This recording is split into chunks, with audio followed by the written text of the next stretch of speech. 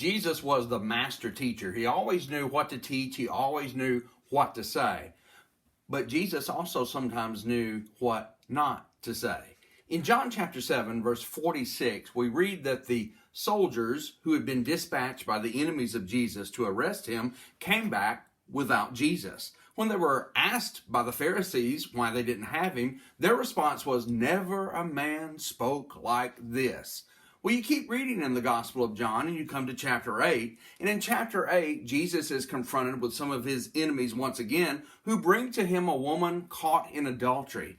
And they say to him, "We caught this woman in adultery. The law of Moses says she should be stoned." And they confront Jesus and they say, "What do you say?" On this occasion, on the first time they spoke to him, he said nothing. In fact, the Bible tells us that he stooped down and he wrote with his finger on the dirt on the ground.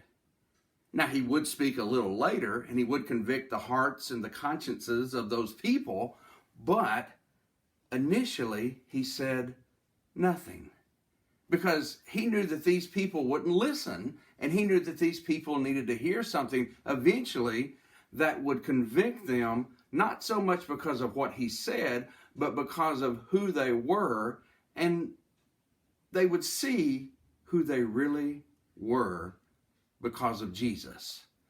You know, it's very important that we listen to what Jesus says. It's very important that we read the Bible and we read his word and we read all of the teachings of Jesus.